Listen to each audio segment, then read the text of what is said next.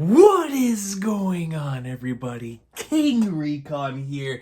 You see the title. It was just as difficult to put together as you can possibly imagine. You know what I'm saying? This year has been unbelievable. Unbelievable, man. And I want to give a massive shout out to Subra for being on the same wavelength. Because a couple of weeks ago, I reached out to the One Piece community before the stream that we'd always do for the One Piece chapters, and I was like, what would you like to see from the channel in the next couple of weeks as like a stream goal or whatever the case may be? And Super was like, yo, how about a top 10 of the year, but not just for anime and manga, for everything in general? And when I read that, I was like, bingo! You know, that sounds like a good idea. And so we are here today to not do our top 5 of the week as we do sometimes, which has been interrupted by the Xeno greatness, but we are here to do a top 10 of the year.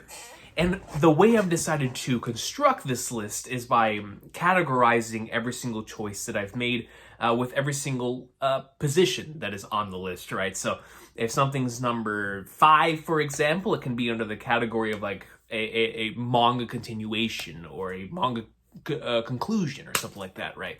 Or a brand new novel series that I've been reading, whatever the case may be. They're all categorized under one single thing, each particular placement on the list.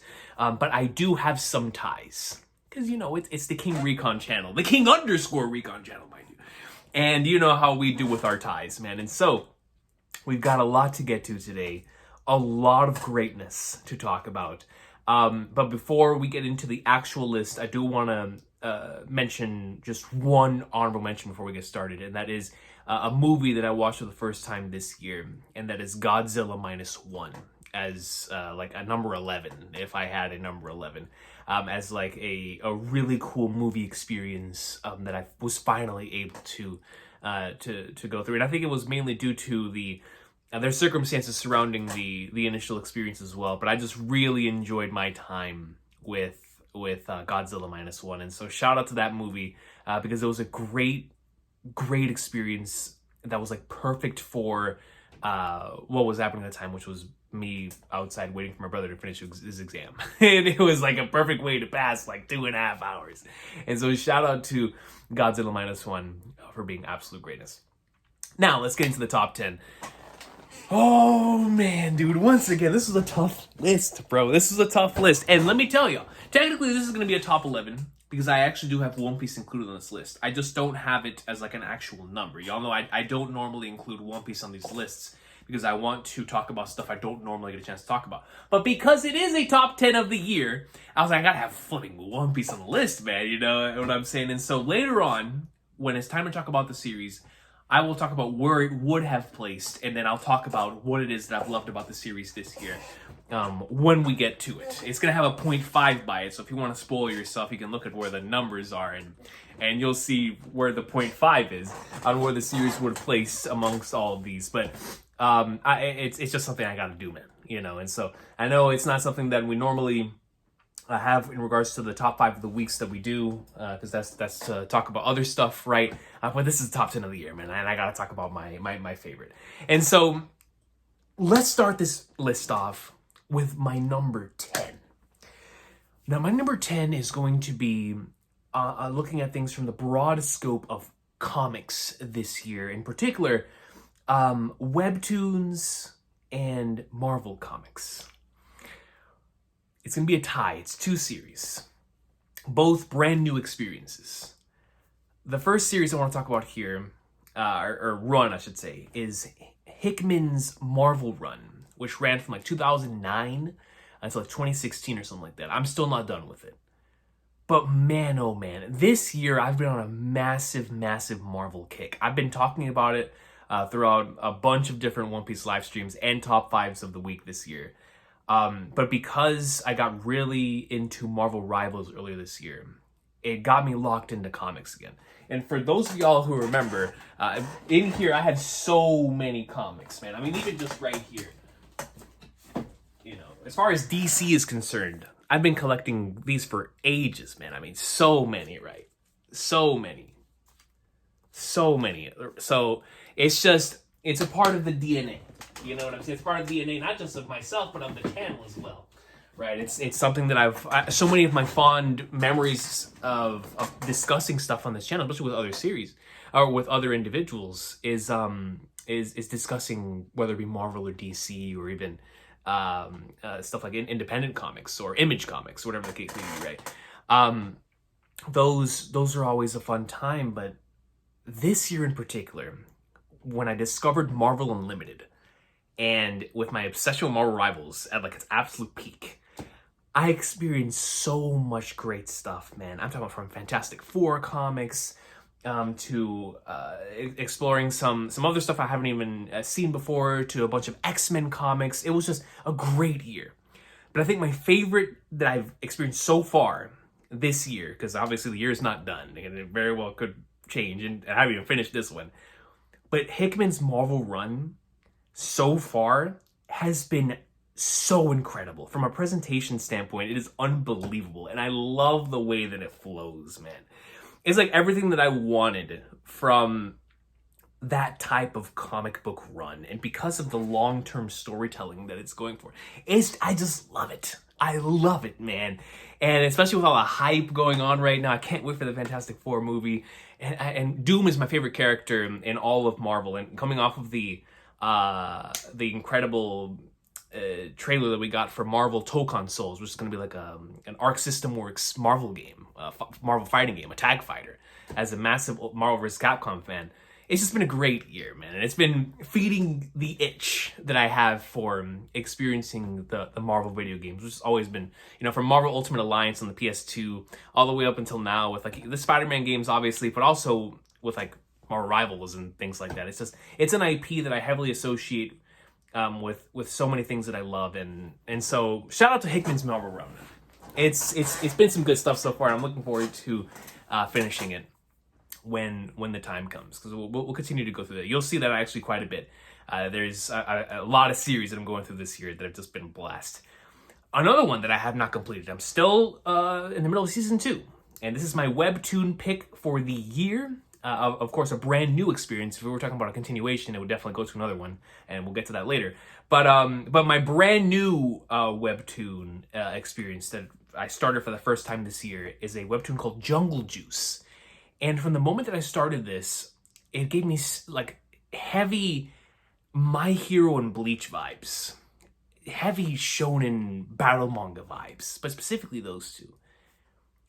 And I just really loved it, man. From the concept to the way the battles are executed, to the really cool art style.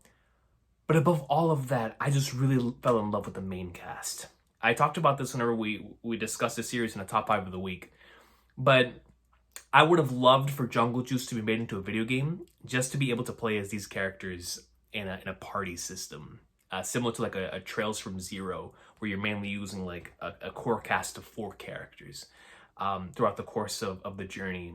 And I would have loved to have played through a JRPG with the main 4 characters in this series, because I love them so much. I love their dynamics with each other.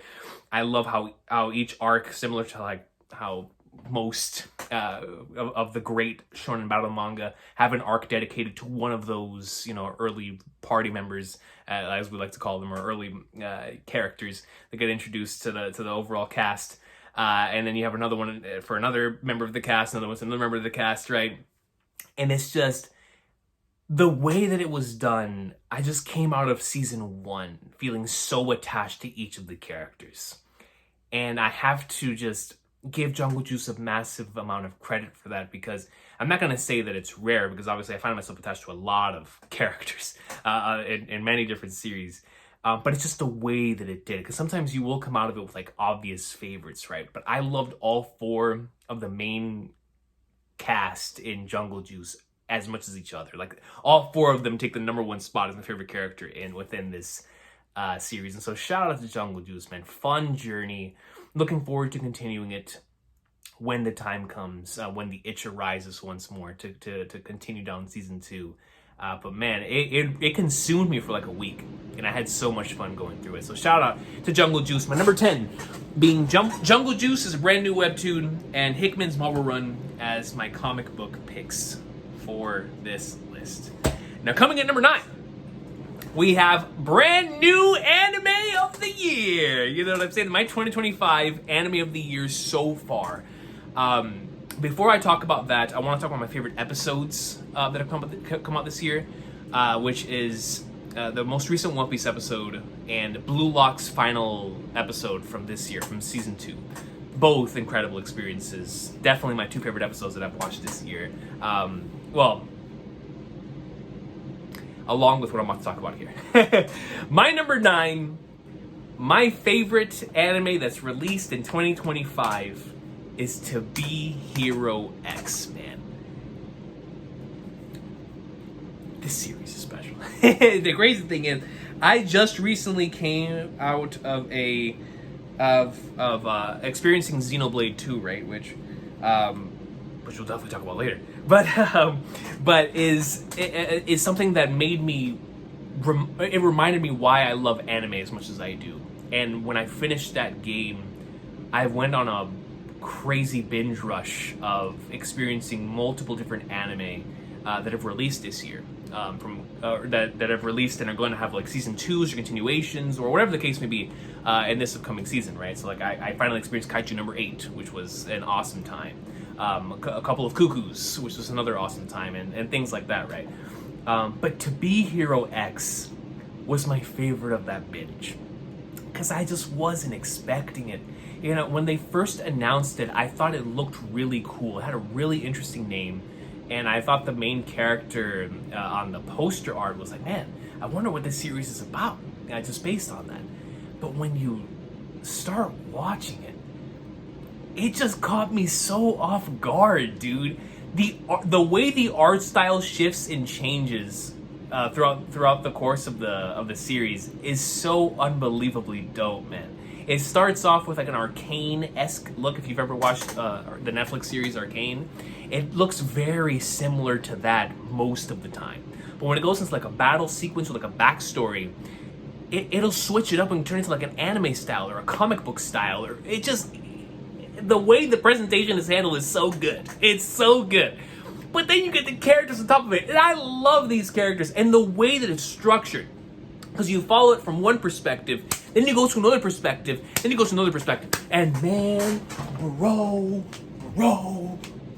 I'm not gonna spoil it, man. But when you get to the third perspective, because the first perspective peak, second perspective peak, but man, what really sold me was when you get to the third perspective. And I think it's because, obviously, I was coming off of the Xeno experience. So anything that has to touch upon, you know, the ideas and concepts surrounding religious themes and or, you know, what it means to be a hero and how you connect religion and being a hero. I just found that stuff to be so flippin' dope, dude. And how they handled it and connected it to music, I was like, To Be Hero X is flipping gas, man. And I'm looking forward to watching the last few episodes. Obviously, the Xeno journey has put a pause to a lot of things. But man, dude, I really love To Be Hero X. It reminds me of how I felt watching both Bocchi the Rock and Odd Taxi, where I went into, like, I'll give you a quick example, right?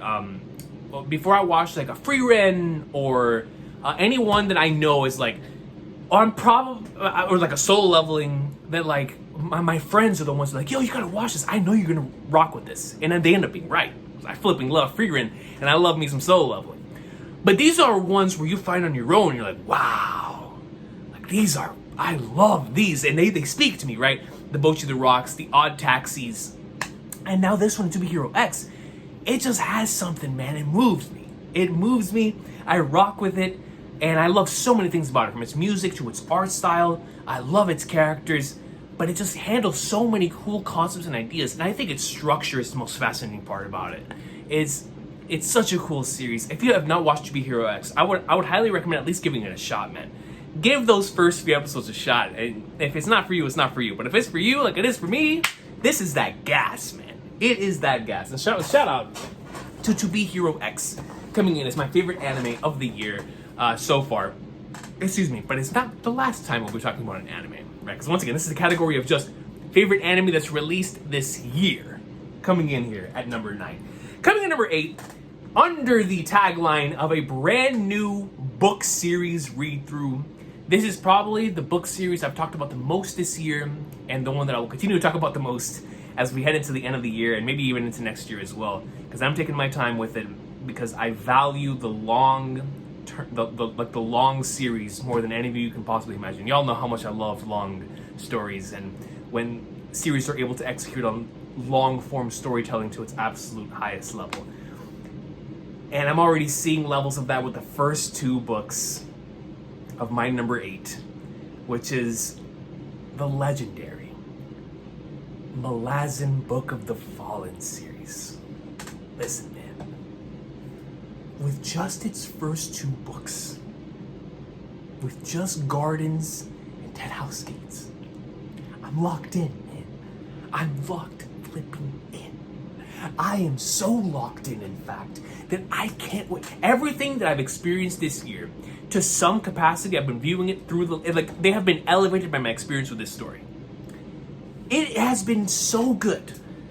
I bought the entire series, bro. It's similar to one that we'll talk about later. When I started book 1, I was like, oh no. Oh no. We're locked in, man. I bought the entire flipping series, man. I am here for the long run, the long term, the long game. And it's like, man, this is one of those that I became interested in because after I caught up to Kubera, I was trying to find something that could speak to me similar to the way that series did. And I heard multiple different individuals bring this series up as a story that is not necessarily similar to Kubera, but it gives you like the same type of feeling as that.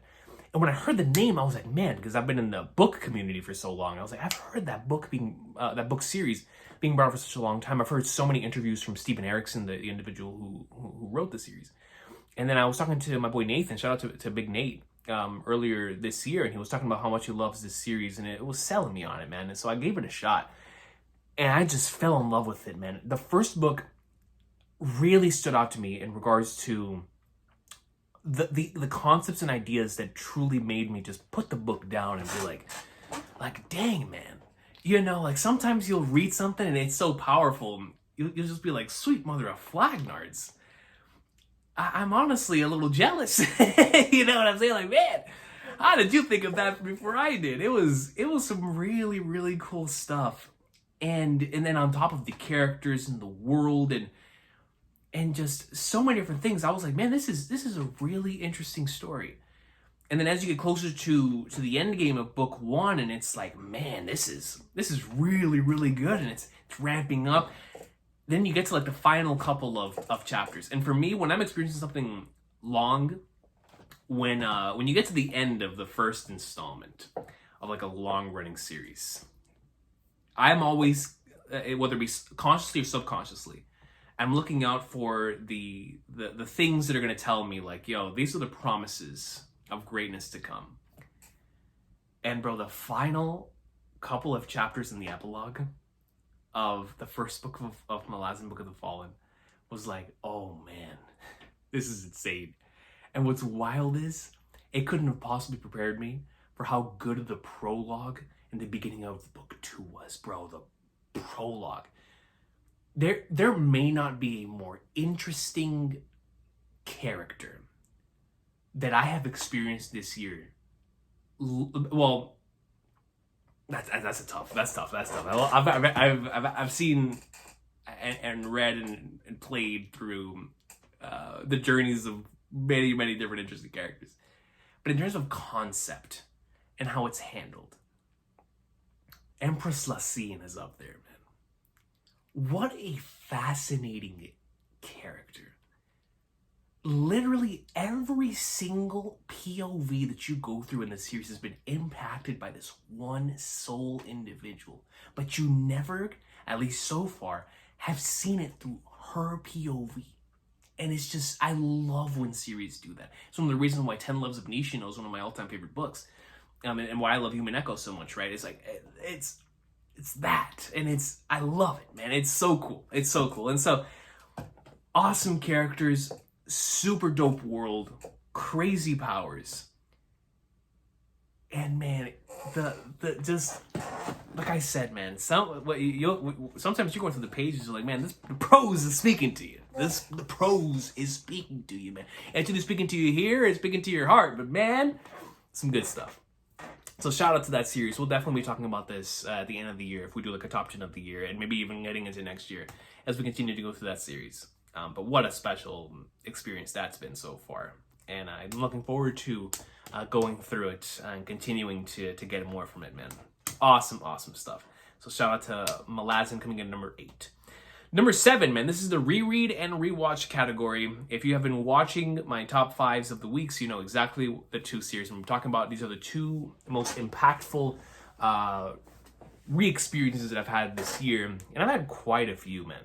Like, I had 2 replays that were absolutely sensational, with Dark Souls 3 at the beginning of the year for all-timer, and then replaying Final Fantasy X that was so integral to that part, if you guys remember that top 5 of the week.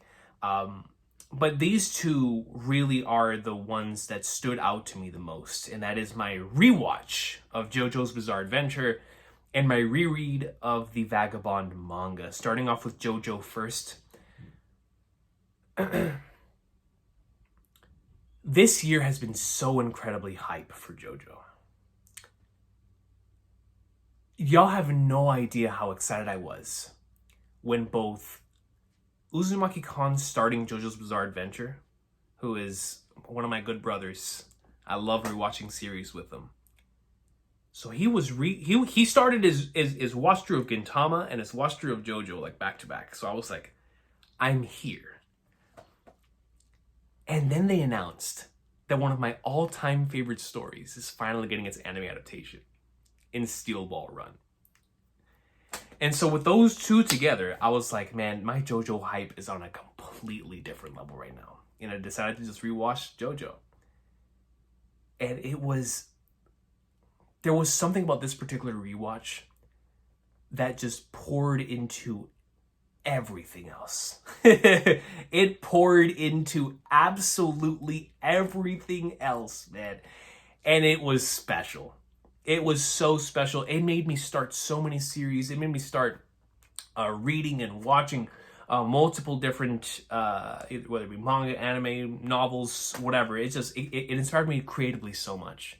And anytime something's able to do that, I always have to give massive props to it. And JoJo's always been an all-time favorite of mine. But there was just something about this rewatch and then catching up to the JoJo lands, and it was just a heavy JoJo year, man. And if I'm making a list of stuff that represents this year for me so far, I had to have the JoJo rewatch on here, man. And shout out to Mel for the enthusiasm for a fellow individual going through a re-experience of JoJo, because I felt like we were both going through it at the same time, and it was unbelievable. And so shout out to JoJo, special series, all-timer. But this rewatch really hit, man, especially the Stone Ocean one, bro. The Stone Ocean one floored me with how much I enjoyed that rewatch, man. And so shout out to JoJo, super special stuff. But that Vagabond reread, man, it had been 10 years since I'd read Vagabond, my first journey with Vagabond. And I specifically remember it being 10 years because in 2014, before I lost my YouTube channel in 2015, the original YouTube channel, my profile picture was a baby Sasaki Kojiro. It was like a Diego Brando and Sasaki Kojiro. It was those 2. Now obviously we have the Jing profile picture now, but those were the 2 that I was known for at the time. And so going back through Vagabond again, shout out to my boy Fiji, man. Shout out to Radman for being the individual last year who told me, yo, you should definitely give the series a reread at some point. And of course he was going through his FF7 journey, so I was like, oh man, if you're going through FF7, I'll go through your favorite thing as well. Go through some Vagabond. And I went through 41 chapters, and then obviously the way some things started to happen, especially with me, I'll just leave it and come back to it at some point in the future. But we ended up coming back to it at some point in the future, and it couldn't have come at a better time, man. It was such an impactful reread. Whereas rewatching JoJo inspired me creatively, the Vagabond reread inspired me personally, spiritually. It was a powerful reread, man. Really, really powerful. And I felt like I was I was grateful for the experiences and the journey that I'd been on from when I read this series back in 2014 as a very young lad to where I am now, and seeing the differences in how I took in the story and how I took in certain characters, certain character arcs, certain messages, certain moments now compared to back then. It's almost as if I needed to go through all of that stuff in life to have been able to properly just resonate with multiple different things in here, man. There was some really powerful stuff here. From like the I would say like the 250s to the 300s was a completely different experience for me now. The Recon that I am now compared to the Recon that first read in 2014. Because I've always had a grand appreciation for multiple different aspects of this story. It's always been a favorite. But Musashi, the spiritual aspect of that 250s, 260s stretch, and then when you get into the farming stretch in the 290s and 300s, I saw it in a completely different light, from a completely different perspective now. And it's honestly thanks to this reread that I was able to appreciate my number one as much as I do now, but we'll talk about that whenever we get to it. But I have to thank Fiji so much for motivating me to want to reread Vagabond, because it really was one of my favorite experiences of the year, man. It was all-time special stuff. When I finished that reread, and then especially when I finished my first true experience with the ending of the story, the final chapter, it was something I'll never forget, man. An all-time favorite manga chapter of mine. Definitely up there with like my favorite chapters in Steel Ball Run, my favorite One Piece chapters, right? Like it's up there as like a Mount Rushmore Hall of Fame chapter. It was really special stuff, man. Really, really special stuff. One of these days we'll do like a top 10 favorite manga chapters of all time list. That'll be almost impossible. Before I do that, I gotta do another reread of Berserk, and let's see whatever else can be on that list. I'll have to go to reread too, the same way I did this one, so I can have go into it with fresh eyes for what could potentially be on there. Because I have a feeling in my heart, kind of which chapter I want to represent in each series, which one I want to represent, Berserk and One Piece and stuff. But I just have to go through it again, But we'll see what happens when we get to that. But shout out to Vagabond, shout out to JoJo. Those have been my favorite re-experiences going through things again of the year. And number 7. And number 6, we've got the continuation category, man, and I have 3. We have 2 continuations and 1 conclusion. 1 webtoon, 2 manga. Starting us off, we have my beloved Kubera Greatness for the webtoon. My favorite webtoon of all time. We were able to catch up to it once again this year with season 3. After letting it build for 70 chapters, whatever it was. Season 3 was already my favorite material in the series. And from what I've read, even though I've let the last few chapters stack, I don't even know if it's on break right now or something. But before I caught up, I was behind 80 chapters. And I did that binge, man, and it was unbelievable. It reminded me exactly why I love this series and why I'm so attached to Kurigama as an author, who is able to take so many of these ideas and concepts and just make them work on, especially in the release schedule that the series is in, man. It's, I've always said this, but Kubera feels like a novel that's gone through 35 revisions, and yet it's being released almost weekly. I don't know how that's possible. And if you guys read Kubera, it's what I'm talking about. If you don't read the series, it's so masterfully put together that it doesn't even feel real. that it's actually releasing on a weekly basis. It's nuts. It is nuts, man. If you really enjoy the ways that like epic fantasy tells a story from multiple different perspectives, going back in time, forward in time, from and trusting the reader to put the pieces together, you will be right at home with this one, man. And season 3 continues to be the series is only getting better. Season 1, good stuff. Season 2, phenomenal. Season 3, all time stuff. Some of my favorite stuff I've ever read comes from season 3. It's crazy, man. Some of the best chapters, moments. It's unbelievable how good season 3 of Kubera is. And so I had to show love to that. We caught up to that again this year. Super, super good stuff. Another continuation. Oh, man, dude. I caught back up to Hajime no Ippo, man. I read from the last fight before the one we're in right now until where we are right now. And experiencing that like 40 chapter stretch was peak fiction, man. And now I'm waiting on Fiji because I read the first chapter, the introduction of the fight that's happening right now, which is like the most hyped chapter. One of the most hyped chapters I've read this year for sure. I was losing my mind because it has been built up for so many years. Ever since I caught up to Ippo, back in like 2015, 14, 16, whatever it was. And we've been on the journey since. This has been the fight I've been looking forward to the most. And it's happening. It's going on. And I haven't read it since because I'm waiting on my boy to let me know when it's time. So that I can binge it. Or read it, whatever. But it's just so incredibly exciting to be a fan of Hajime no Ippo right now. So many things are cooking, multiple different things on the horizon. We're culminating and concluding. It feels like character after character after character. And the ones we're focusing on now, man, it's nuts. It's nuts. If you've been letting Hajime no Ippo binge for a while, I would say probably wait a bit until this current fight ends, and then you binge the flipping flagners out of it, man. Because it is goated. It is so good right now. Unbelievably hype. And so, Hajime no Ippo, we caught back up to that this year, and it was so incredibly dope. And then, my favorite weekly experience of the year outside of the obvious one we'll talk about later, but that also concluded this year, is Aoashi, man. My beloved football manga has come to a close with the 410th chapter.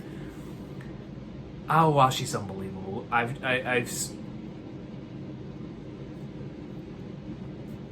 My love for sports manga is almost like the only thing I think that is above my love for sports manga is my love for battle shonen. But they're neck and neck, man. And anytime a sports manga means something to me, it's gonna end up meaning a lot to me. And I was able to see another one come to a close with Aoashi. I flipping love this series, man. And experiencing the final game weekly, and it was me and my boy Carl. Shout out to my boy Carl. Every time a new chapter dropped, we were like, "Yo, Aoashi's out," and just experiencing that final game like that was unbelievably special. Because coming off of the incredible binge that it took to get to that point, and then experiencing that final game weekly was just a special treat, man.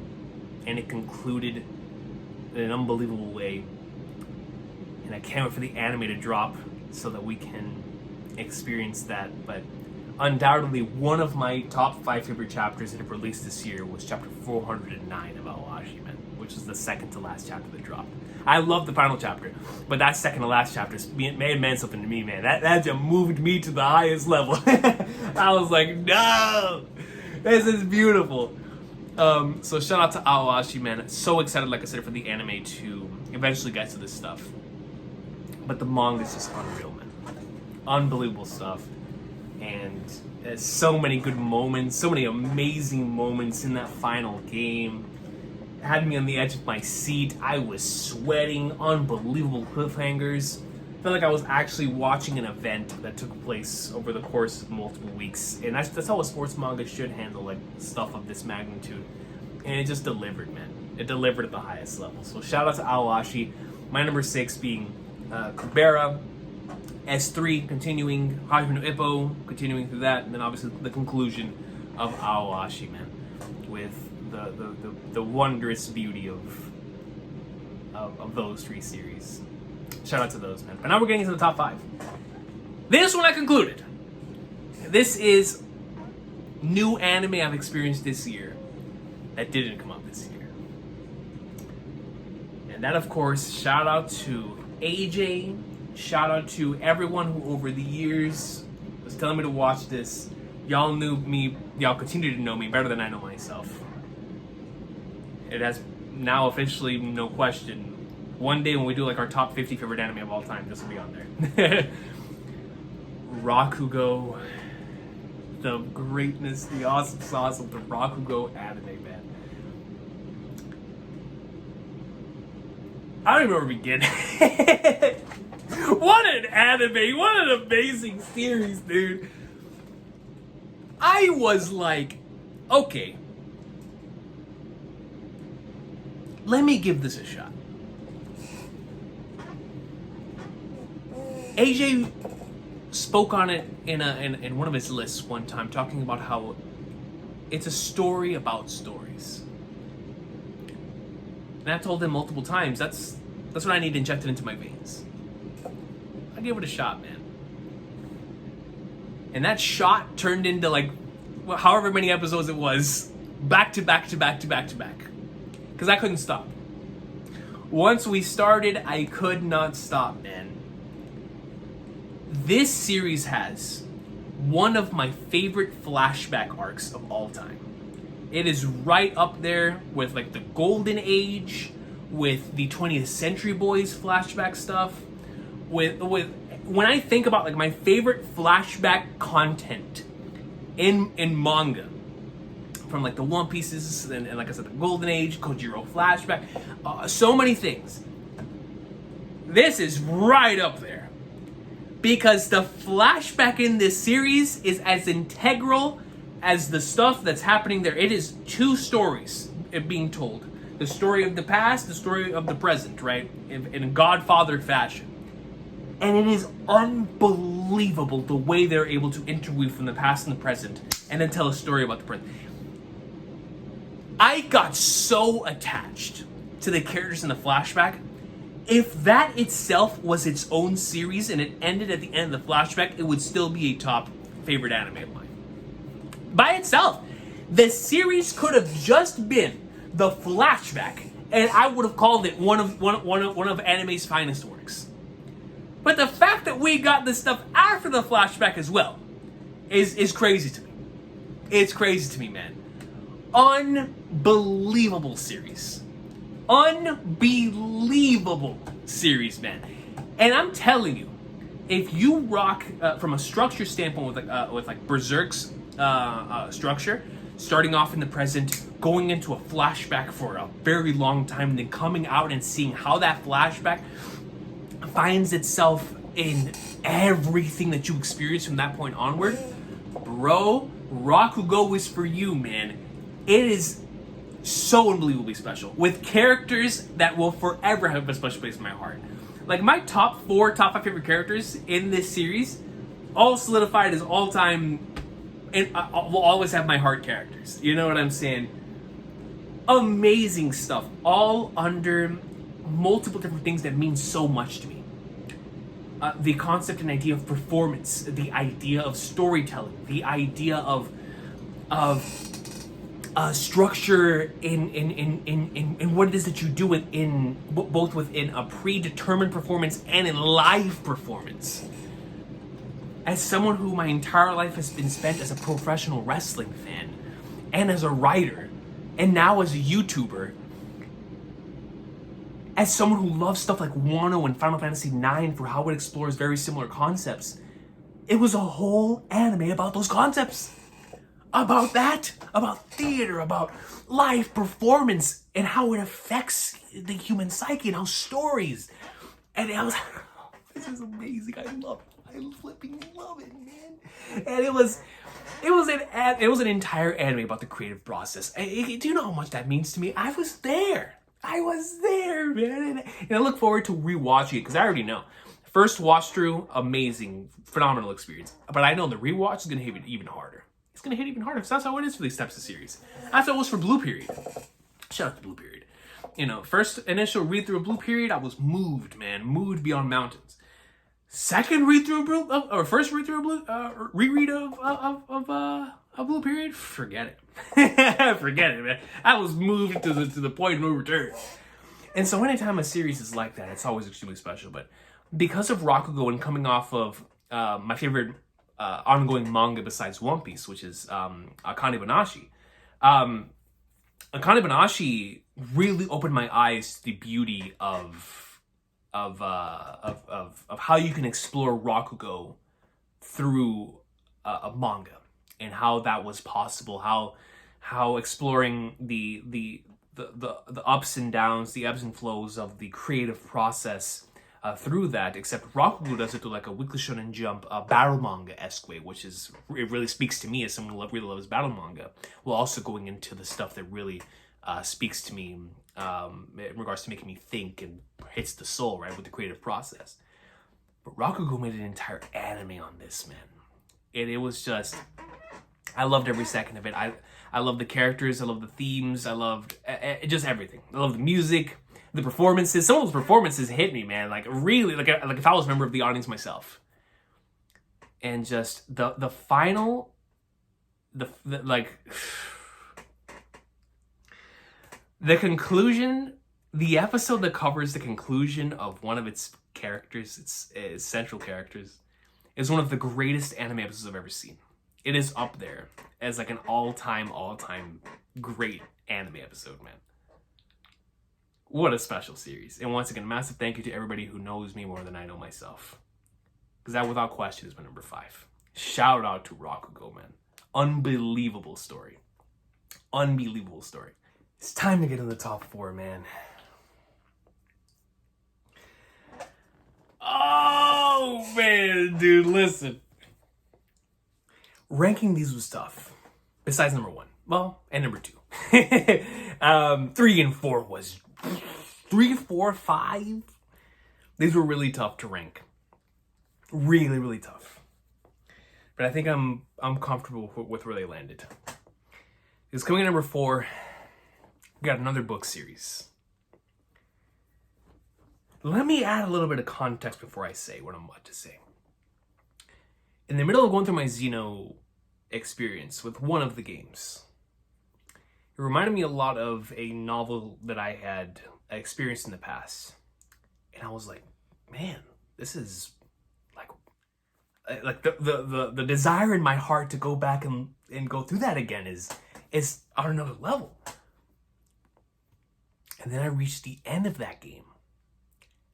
And I was like, no, I can't do that.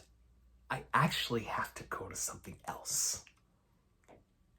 And that is my number 4, which is Arthur C. Clarke's Odyssey series. From 2001 to 3001, the 4 novels. I have not completed the series yet.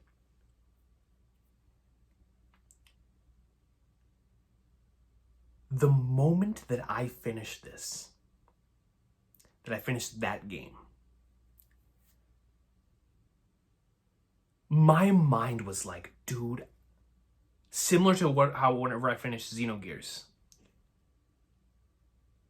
I was like, man, I need something else that gives me something like this. Something that that can evoke a similar type of sentiment out of both my heart and my mind. And I remember going online and be like, is there anything else like this? And people were like, yeah, you just gotta experience Evangelion. I was like, I've already experienced Evangelion. And I saw a few others. I was like, yo, you gotta experience Solaris, the Russian film. I was like, yo, let's do that. Hyperion, that's how I got into that. And multiple different things. But after this one, I was like, oh man, how did the flag darts do I do now? And so all I could I couldn't stop thinking about the 2001 movie when I finished this particular entry. And I was like, man, this is crazy. So I went and I started reading the novel version. And finding out the history behind the novel version and how Arthur C. Clarke and Stanley Kubrick came together to create it, as well as actually experiencing everything that the novel version of 2001 has to offer, I was just floored, man.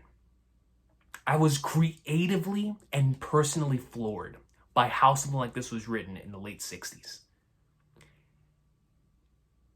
Sci-fi is always fascinating, especially when you see the time period it's written in.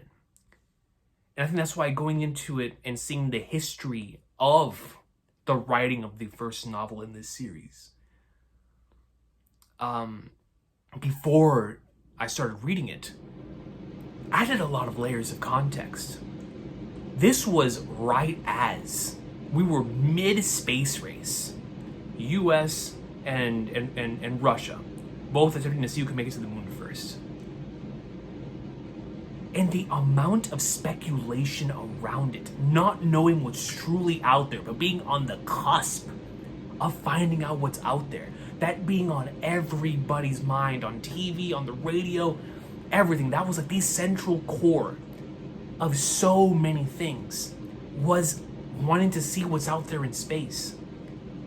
And then this novel was written, and it completely changed the way that we all view space.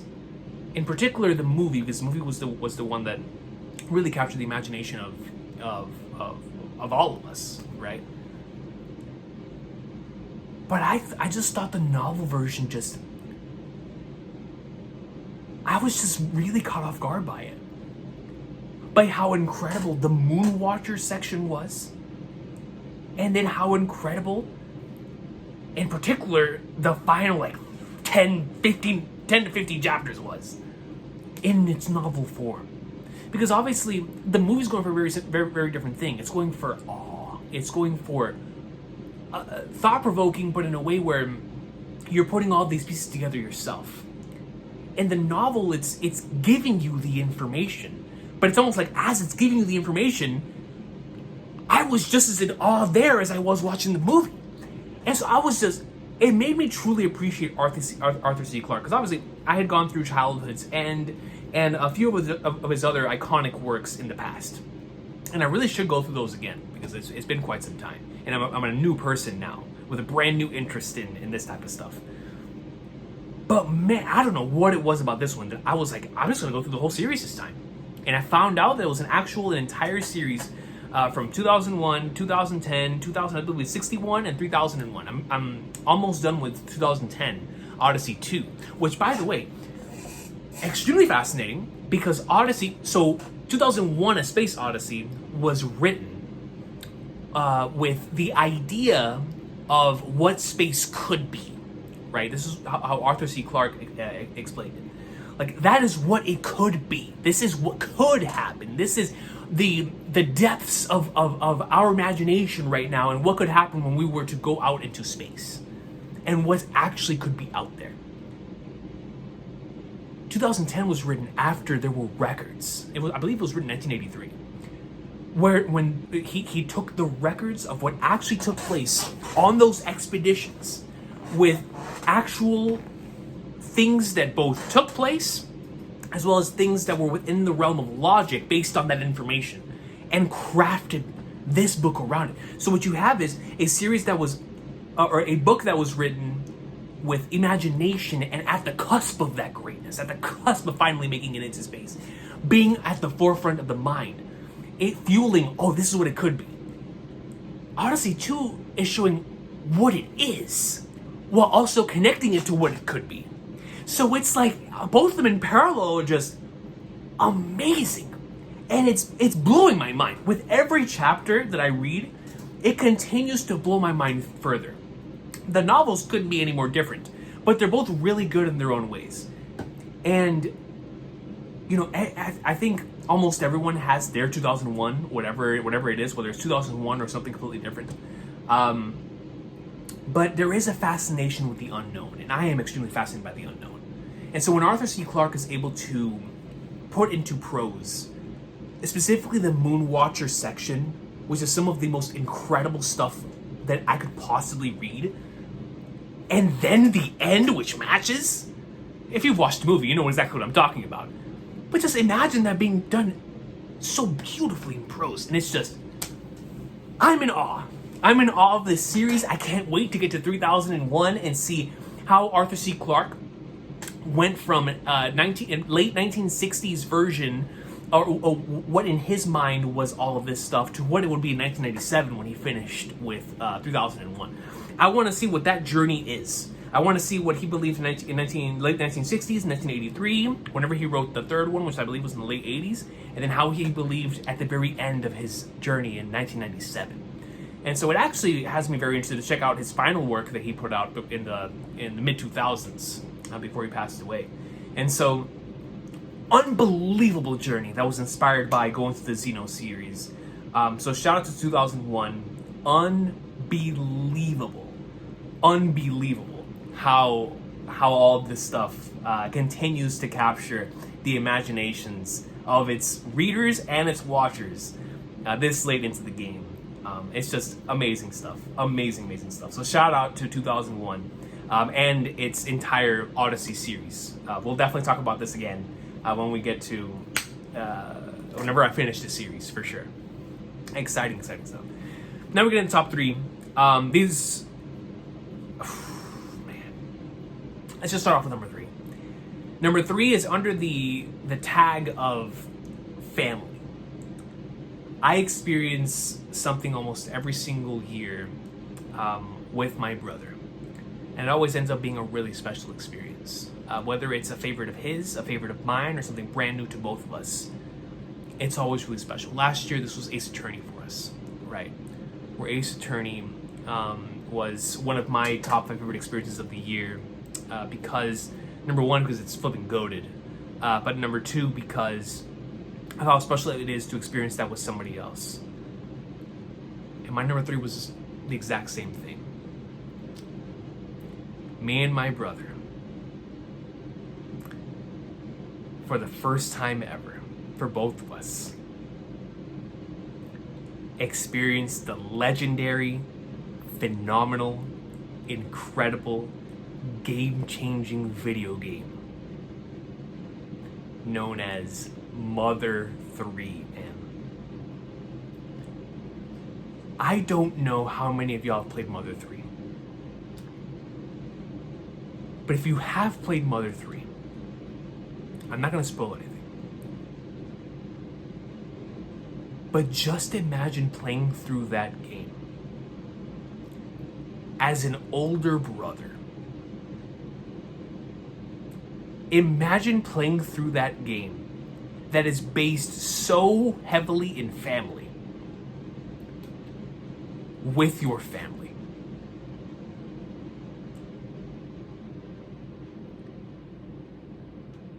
Absolutely unreal experience, man. Unreal experience. Every party member has a special place in my heart. Still, the way this game is structured, unbelievable stuff, man. What I believe, if I'm not mistaken, was its 7th chapter, was one of the most just touch the soul moments of the year for me. Slipping sunflowers, man. The entire journey was special. The entire journey was so much fun.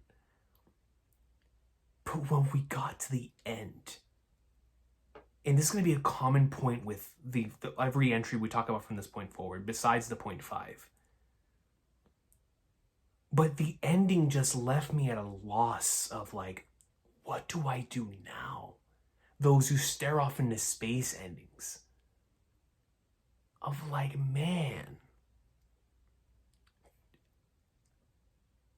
I could not give this game higher praise. An all-time experienced once again alongside a beloved family member.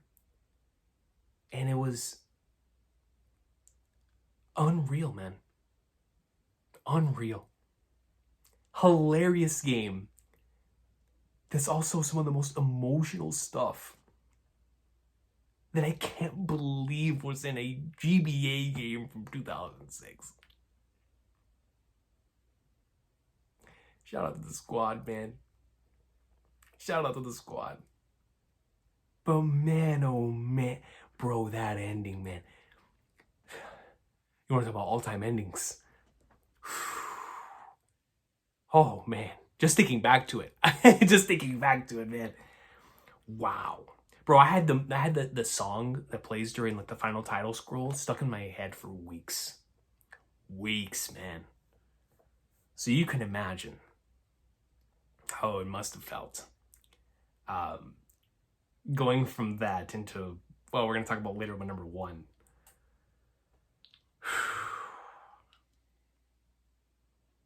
Unbelievable, man. Hopefully one day it will be available for many different individuals to experience. But if you experience it like I did, with a translation, a fan translation, it's still highly worth it.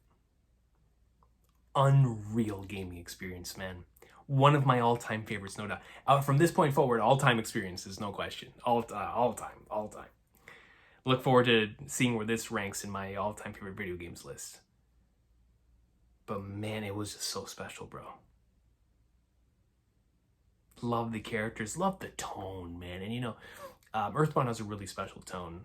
That of course is extremely wacky, but also really emotional. This one was like bonkers wacky, but just as emotional, man. Unbelievable video game, man. Unbelievable game. That's my number 3. Shout out to Mother 3. Now we get into 2.5. We talked about this earlier of where One Piece would rank on the list this year if I would have ranked it, all the way this is.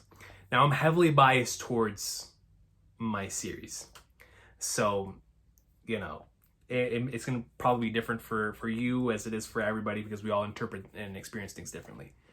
But this year has given me a top 5 favorite chapter of all time within this series that, you know, for anyone out there who is a fan of whatever your favorite series is, imagine something happening in your series that cracks into your top 5 of all time, especially something of this length. You know how special that is? And for it to not end there, for you to get that, and then as the year progresses, you get multiple other chapters that also hit in different ways, but hit extremely hard. This year for One Piece chapters has been unreal, man. It has been Final Saga to the max. To the max. I've never felt more sure about the series coming to a close sooner rather than later than I do now, with how many endgame things have been happening this year. And this placement most certainly has to do with the fact that we just came off of an all-time chapter and an all-time episode happening back to back. But I'm an emotional dude, and I let my emotions get the best of me. And this is where I'm gonna put the flipping thing right now, man. Because let me tell you, One Piece has been special this year, man. From the Miro piece, to Emu piece, to the flashback piece. Oh, if you smell what the rock is stuck in piece, it has been so good. So good, man. And it's like, yo, it feels endless. And for me, also coming off of, once again, similar to a few other entries on this list that have been elevated by my experience with the Xeno journey, The Xeno journey has elevated how I feel about Elbaf as a whole. It truly has, man. And it's just, the more chapters we get, the more I view it from the lens of how I'm going through the Xeno series, and it elevates everything. Especially the last few chapters and the mural. All of that is completely different to me after going through this Xeno journey. And it's just been so special, man. And my favorite thing about One Piece in general, even above how much I love the series itself and its characters and its moments and things like that, is the community aspect of it. And the discussions that we've had about these chapters, bro, we've been on average like almost 3-hour streams for so many chapters this year. And that just goes to show how incredible the community has been in regards to providing really cool ideas, really cool theories, really cool things to either discuss or potentially think about for so many different things. And it's been unbelievable. It's been so good, man. I love this arc so much, man. I'm about to finish this arc with like the last 3 arcs all being in my top 5. Wano, Egghead, and Elbaf for all about to have a flipping place up there, bro. But it's just been that good. And it's gonna be tough, man. At the end of this year, doing the favorite chapters of the year stuff, it's gonna be really hard. Because it's just, I've enjoyed every second of it, man. There's been so much long-term payoff to being a fan of the series in this arc that it's hard to properly quantify that in a rating. Actually seeing this place for the first time, getting payoff to multiple different plot points that have been cooking for so many years, and then actually being able to see stuff in motion, like the mural greatness, like Emu greatness, like all of this, everything that's happening right now, it's like extreme long-term payoff to being a fan, man. And I love it. I love it, man. And so if it would have been on the list, it would have been right here. Maybe under Mother 3 because of how special the experience was. But I wanted to have it here because this is how I'm feeling right now. So I probably would have, realistically, letting the last week's emotion from both the chapter and the episode aside, it probably would have been 3.5, thinking about it rationally. But my heart says 2.5 today, so we're going to leave it at 2.5. Coming in the top 2, if you've been watching any content this year in regards to my YouTube channel, you know these are without question my top 2. Just like last year, it was so easy to say that number 1 was Final Fantasy VII Rebirth, and number 2 was Kai no Kiseki for favorite experiences of the year. This year, it's going to be tough for anything to dethrone these two. Number 1 is impossible, and number 2 is nearly just as impossible. My number 2 is under the tagline of my favorite game that is released this year, and that is, of course, Expedition 33. This year has been really special for me in regards to video games. I had a great time going through Ninja Gaiden 2 Black earlier this year, which has me super excited for Ninja Gaiden 4 coming out later. Elden Ring: The Night Reign has been a lot of fun. Marvel Rivals has been obviously a super fun time. The new Bleach game, a ton of fun. So many great experiences. Mario Kart World with the Switch 2. So many things. I'm missing out on a lot of them right now, but it's just been a great year. And I haven't even gotten to the ones because of the other journey I'm going through. I haven't even gotten to Death Stranding 2 as a massive Kojima fan. I haven't even experienced a potential, favorite game of the year contender there because of how much I enjoyed the first one. So I really can't wait until I get a chance to experience the second one. But Expedition 33 changed the whole direction that the rest of my year went in. It changed everything. And I think I'm grateful that I went through the Dark Souls 3 replay earlier this year, because it really got me in the mood to play something like that again. Something that gave me that type of feel. And the closer we're getting to Expedition 33, the longer I was away from the last JRPG experience that I'd had, which outside of Trails, obviously, because that's always in my heart and soul, was the Dragon Quest III remake that happened at the end of the year. New experience, I should say, was a Dragon Quest III remake. And my favorite thing about that game was going through the journey of it, right? And so as Expedition 33 was getting closer to coming out, that week was crazy because you had Oblivion, which had just recently got remastered, which is a top 50 game of all time for me. I love that game, and I couldn't wait to dive into it and never let go. But then this came out, and this was already one of my most anticipated games of the year based on the trailers leading up to it, right? I'll never forget the first time I was showed it at a game showcase. I was like, I can't believe this is real, with like its combat system and stuff. But actually playing it, man, I devoured this game. All I did besides work, you know, the thing like, you know, work, eat, sleep. For me, it was Expedition 33, work, eat, sleep for like a week straight.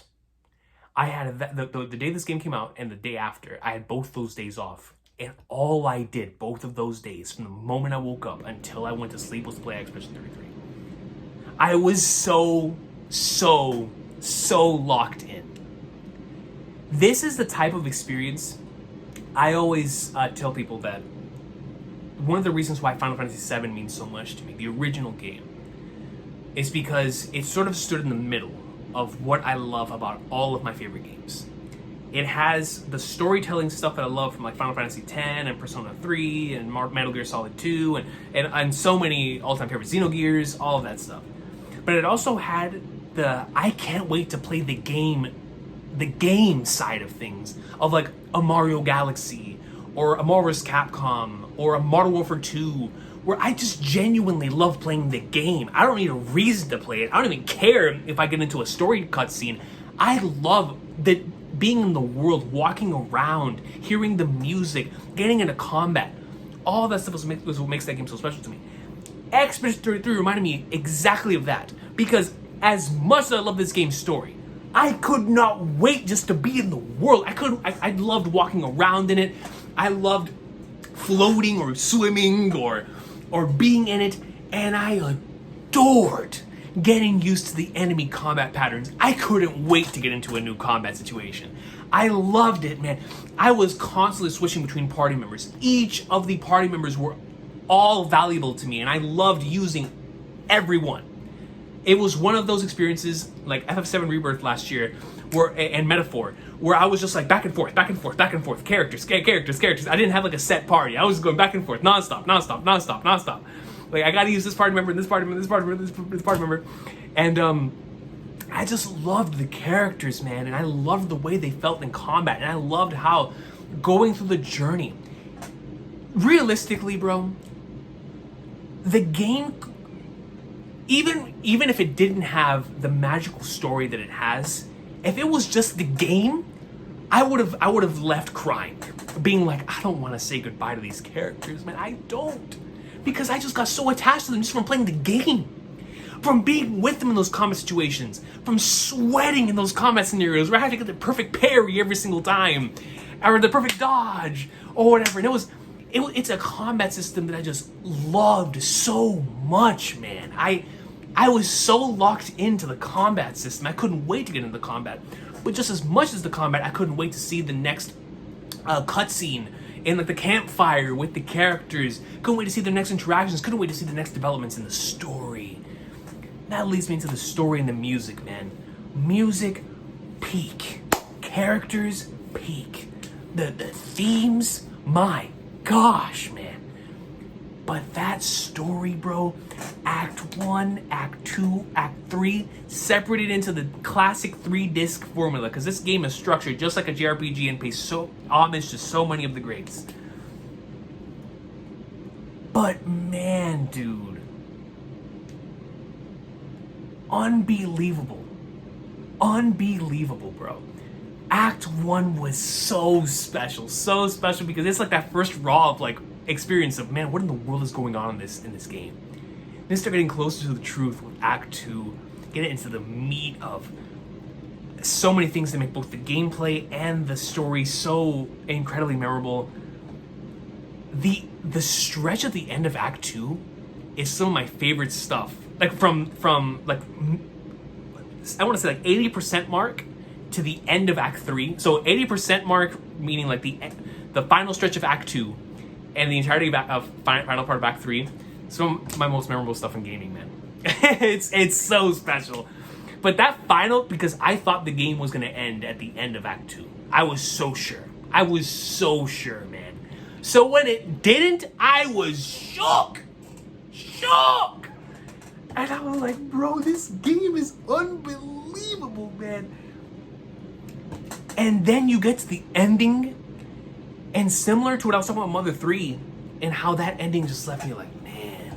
Bro, Expedition 33's ending left me for days, where I was just sitting back. Man, what in the flying flatters did I experience, bro? Both endings, man, unbelievably special. The whole package that is this game is just all-time special material, man. It is so good. It is so good. I can see myself replaying this game for years because it has that aspect of it, man, where I love playing it, and I love the story just as much as I love playing it. What an unbelievable game. What an unbelievable game. Introducing me to two all-timers for me in Verso and Mile. And I love, like, bro, y'all have no idea how much I love CL. Y'all have no idea. Bro, CL in combat might be my favorite. Well, no, besides Mile. Mile's like the best in combat. But CL, she's just so much fun to use. And then I really, by the time her story came to an end, I just loved her character. Luna. So good, man. So good. My boy flipping Verso, man. But then you bring in the rest of the squad, and it's just like Monaco, man. It's like, come on. Bro, special game. Special flipping game, man. Without question up there as like favorite games, without question. And I'm looking forward to, once again, whenever I get the opportunity to do like another top 50 favorite games, to see where some of these land. Because, man, unbelievably special experience, bro. And after this game, all I wanted was to experience something else like it. All I wanted was to experience something else like Expedition 33. That's why me and my brother decided on Mother 3. That's why I was like, man, I gotta experience something else. I need to scratch this itch that this game was left behind. It's either gonna be a Souls type of boss game like Elden Ring, The Night Raid, or it's gonna end up being a JRPG. And y'all know the route I chose. Because I was in the middle of AJ Street when he was like, Recon, you would love my number one. Not AJ's number one, my number one. You would love my number one. Recon, you should play Xenoblade. I remember Mr. X Reacts. Shout out to Mr. X Reacts. Telling me for years. Recon, you should play Xenoblade. You should play Xenoblade. Then I got on Twitter, bro. And this is what really sealed the deal. I got on Twitter. And I saw a post. And I wish I would have saved it, man. Just to give credit to this person. But they're like, man, you know, if you like Expedition 33, you would probably like Xenoblade Chronicles. So I was like, all right, let's do it, man. I was hesitant for so many years on Xenoblade because, foolishly, after finishing Xenogears twice, going through the first time, then going through it the second time, shout out to the Resonant Art podcast, that's how I experienced it. The second time was alongside their podcast. I was like, there's no way this franchise will ever reach this peak again. It's impossible. It's just impossible. And so I went into other forms of entertainment, to be able to scratch the Xenogears itch, like I talked about earlier, getting into movies and novels and whatever. Just to be able to scratch that itch.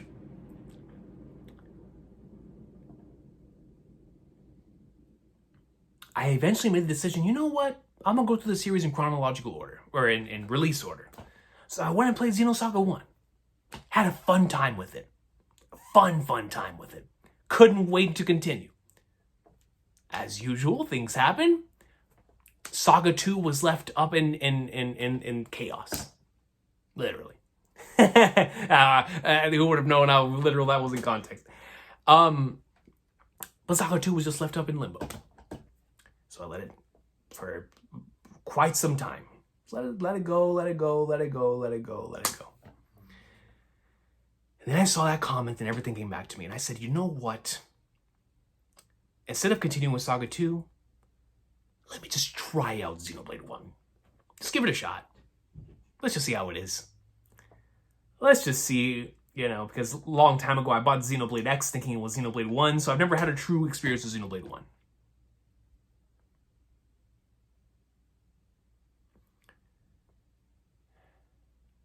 Starting Xenoblade 1 was like when I finished the end of Trails in the Sky. Y'all don't know the monster you created.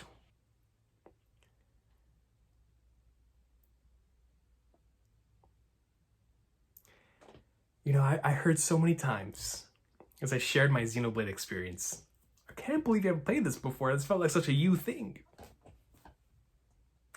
That's the problem. It may be one of the most Recon core things ever made. That's the problem. That's why I can't stop. That's why I can't stop. It's like a bulb went off in my head while playing through Xenoblade 1. I'm not sure if it's because after Expedition 33, I was just so in need and it just needed the desire to play another JRPG was so high that going into this just solved that itch. Or if I was mid playing 100 line and I was already locked into playing the Switch almost every single day, so it was just a natural transition, I don't know what it was. But once I hopped back into Xenoblade 1, the rest is history. The rest is history. Because all that's been in my mind, all that I've been doing, all that I've been playing is the Xeno series. Xenoblade 1 was such an incredible experience that I sit here with you today with that mid-playing Xenosaga 3. Xenoblade 1 scratched every itch that I was going through at that time. I wanted some sort of answer to my love for Xenogears from all those years ago. I wanted another series that would grab me like Trails did a few years ago. I wanted another Ultimate experience after going through Expedition 33. I wanted to use my Switch because I was already playing 100 line. Oh, so many things just back to back to back to back to back to back to back. And like I said, after playing Dragon Quest 3 and Expedition 33, I just really wanted to go on an adventure with some characters. Well, I went on an adventure, all right. I went on an adventure that only got better and better and better. And when I reached the end of the game, I could not believe that I actually found what I'd been searching for such a long time. The thing that can make me feel what Xenogears made me feel. And all I had to do was just keep playing the Xeno series. But I foolishly thought I had experienced the peak. I did not.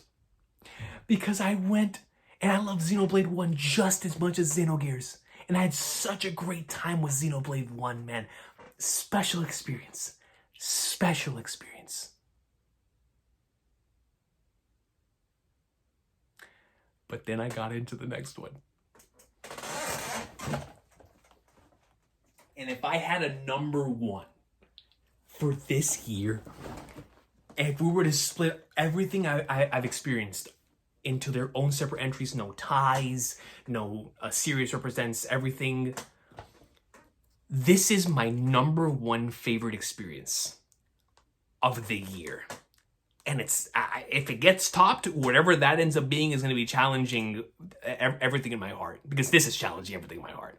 So if something comes in and surpasses this, it's over. It's actually over. Meaning, we've never been more back and alive. This was Xenoblade 1 was one of the most incredible gaming experiences I've ever had. It was unbelievable. Xenoblade 2 was one of the most incredible experiences I've had, period. In any form of entertainment. This spoke to me in ways very, very few things speak to me. This is everything that I thought was cool at 5 years old, 10 years old, 15, so on and so forth to where I am today. This game spoke to my battle shonen manga loving heart, but also my Xeno stuff that it can be exemplified from the greatest of sci-fi and my interest in religious concepts and all that stuff. Where we are, who we are, what our purpose is, where do we go, all that stuff. What makes humans humans, all that stuff. Beautiful themes, life, death, gratitude, all these things. It takes what I love in terms of pure entertainment, but it also takes what I love as a human being and my actual interests in the unknowns of this world. And the way it masterfully balances both is just... I kept comparing this journey to how I felt going through One Piece because that's the only comparison point I had. I was just like, I don't know what else to compare it to. In my heart of hearts, I know where this game ranks. If you know me, you know where this game ranks. In that Mount Rushmore of my all-time favorite video games that is so hard to penetrate and get into. Undoubtedly in there. I just don't know how high. Because I'm only one playthrough in and the other ones in there I've at least had two. So I'm scared to go through this game again. But I'm very excited to talk about my top 50 favorite games again so I can see where I rank this at that point in time. An experience that I will never, ever, ever forget. And that's not even... And then with his DLC, it just solidified that. Unbelievable video game. All-time experience. It meant everything to me. And that just solidified, I just need to keep going. And I truly appreciate the Xeno community for being so welcoming because at some point, I just started sharing the journey. It just happened. Not planned, it just happened. And I appreciate y'all for giving me an avenue to be able to talk about this stuff. Because a lot of times when I'm going through stuff, it always depends, right? Because there's certain series that I prefer to experience on my own, right? And it hits just as hard as something that I talk about, but it's just a thing that I prefer to experience on my own. Like Evangelion, for example. That's not something that I would just talk about, right? That's something that's just personal to me. But this one scratched like the One Piece itch, where it's like, I love talking about it as much as I love experiencing it. That's a very unique feeling. And so after Xenoblade 2, I was told by my boy NL, shout out to NL. He was like, yo, before you get into Xenoblade 3, you should try to see if you can go back and finish the Xenosaga trilogy. And that's something I've been meaning to go back and do anyway. But with the lens of Xenoblade 1 and Xenoblade 2, I came out of Xenosaga 2 in a much different light in terms of I couldn't wait to go back there. Whereas like after finishing Xenosaga 1, I was like, yeah, looking forward to getting to it whenever I can. But it's no rush. Oh, there was a rush now. I couldn't wait to see what was cooking, you know what I'm saying? And so it just really made me fall in love with this series even more. And I mean that wholeheartedly, where, you know, as much as I enjoyed Xenosaga, it really was like Xenogears was like an all-time favorite, and then I just really enjoyed Xenosaga. Whereas after playing Xenoblade, I really came out of it appreciating the rest of the series even more. And now I truly, truly love the Xenosaga trilogy as well. And so going through Xenosaga 2 and that incredibly ambitious character work that they went through within that game, to now going through the magical adventure that's been Xenosaga 3 so far. Bro, Xenosaga 3 has been giving me like that Xenoblade 1, Xenoblade 2 itch, right? I just can't stop. I just can't stop, man. It's so good. So I've been locked into that, man. But the Xeno series is just so special to me now, man. It is because, like I said, it tackles two things that are very important to me. It tackles the entertainment side that I always look forward to in anything I experience, because at the end of the day, I just want to see something that's entertaining, right? That's hitting that itch of like, I just want to see something that's cool, right? And so there's a lot of cool stuff, a lot of emotional stuff, you know, funny stuff, all that. But at its core, it's also touching upon really personal things that I'm also really interested in myself. In my own just personal interests of exploring the unknown in multiple different ways. And the way the series does that and balances that within its entries, it's just unlike anything I've ever seen. And it's just so special, man. And it's hard to put into words how much I've been enjoying the Xeno journey. But it really has been beautiful and special. And so I will continue to go through these. I can't wait to continue to go through Xenosaga 3. Then after that, we're on to Blade 3. And I don't want the adventure to come to an end, but it's just, I can't stop, bro. It's like with Trails, man, where I was just going through it, and I was like, screw it, man. The end will come when it'll come. I'm just having so much fun right now, and that's how I feel. I'm just having so much fun right now. And it's inspiring me creatively, personally. And it's just, man, seriously, super, super, super, super fun stuff. Just like, man, unbelievable. Unbelievable. It really makes me grateful for all of the experiences I've had to this point. Because I've been able to call back to so many different things and be like, man, like I've always wanted to have like a continuation to this, and I'm feeling that here. And there's the other moments of like me as a kid, and it's still an interest, of course, that I have now, even more so than I did as a kid. But I'll never forget when I was a kid and I first heard about the potential possibility of like the end of the world, and like, the Book of Revelations, and all of those concepts that are so interesting. Because of course, I think all of us are interested in where we come from and where we're going. But I've always had a real interest in that because of growing up in like a religious household, right? And so seeing how this franchise explores that kind of stuff makes me so grateful that I've spent so much of my life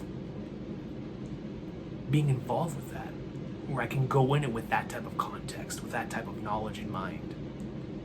Because it adds an entirely different layer, entirely different type of way of looking at all of this stuff.